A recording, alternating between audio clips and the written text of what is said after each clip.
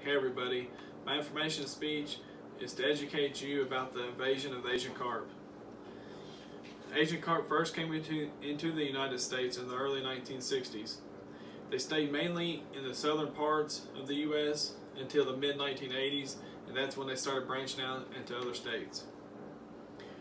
I want to inform you about these nuisances and make you aware on how they affect other fish species.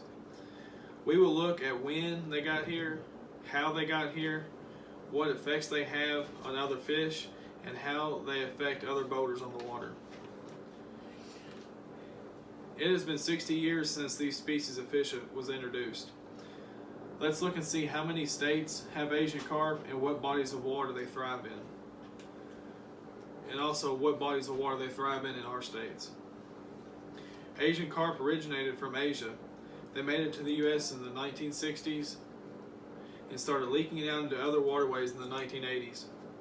Today, the Asian carp has spread into many rivers such as the Mississippi River, Illinois River, Missouri River, and the Ohio River.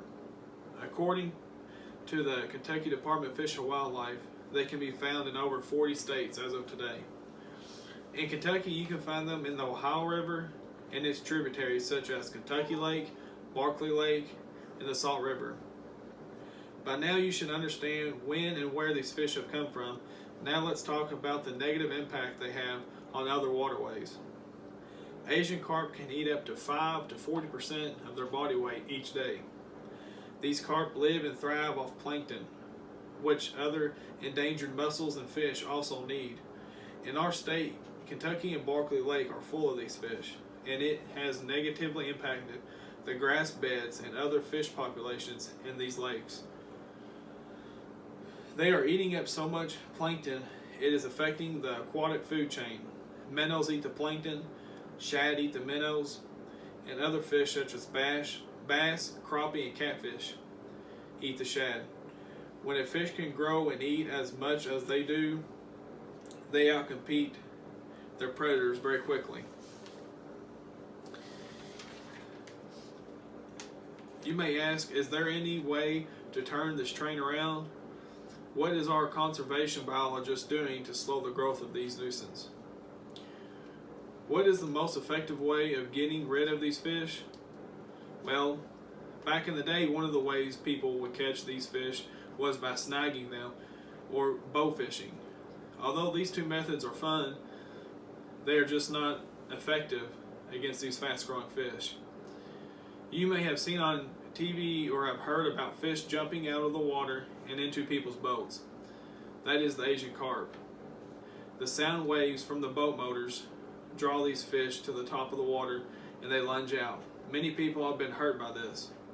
The Kentucky Department of Fish and Wildlife put on a fishing tournament every year for the Asian carp down on Kentucky and Barkley Lake. It is called the Carp Madness. It is held at Kentucky Lake. Hundreds of people gather together to fish for them. Whoever has the most weight at the end of the 2 days wins. If you'd be interested in that or would like to watch a video on it, you can visit the Kentucky Department of Fish and Wildlife website, and they have links on there. You can go and watch it. If you are a fisherman or you enjoy your summers on the lake, Asian carp affects all of us. I encourage you to do your part in helping limit these invasive fish in our waterways. Today we have learned about the invasion of the Asian carp. We look at when these fish were brought into the U.S. and when they really started branching out. We also learned where they are now. We can help from and how we can help them from spreading. I'll leave you with this. Female Asian carp can produce up to 1 million eggs annually. This is the fact that they feed at the bottom of the food chain is horrendous. If we don't do something major now, other species will be in danger. Thank you.